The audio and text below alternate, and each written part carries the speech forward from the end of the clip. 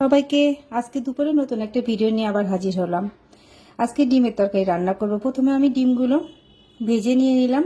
ভাজা হয়ে গেলে উঠিয়ে নিব। সেই তেলে আমি হাফ সিদ্ধ আলুগুলো ভেজে নিব। আলুগুলো ভেজে নেওয়ার পরে আলুগুলো খেতে ভালো লাগে একটু ভেজে নিলে। আলুগুলো ভাজা হয়ে গেছে, আমি উঠিয়ে নিলাম। ওই তেলে আমি পেঁয়াজ কুচি, কাঁচামরিচ কুচি, তেজপাতা, দারচিনি, এলাচ দিয়ে আদা রসুন বাটা দিয়ে ভালো করে ভেজে নিব। ভাজা হয়ে গেলে আমি হলুদের গুঁড়া, মরিচের গুঁড়া, জিরের গুঁড়া, লবণ দিয়ে একটু পানি দিয়ে ভালো করে মশলাটা কষিয়ে নিব। মশলাটা ভালো করে কষানো হয়ে গেলে আমি আলুগুলো দিয়ে দিব। আলুগুলো দিয়ে আর একটু ভালো করে কষাবো, তাহলে আলুর ভিতরে চলে যাবে মশলাটা, খেতেও ভালো লাগবে যেহেতু আলুর তরকারি।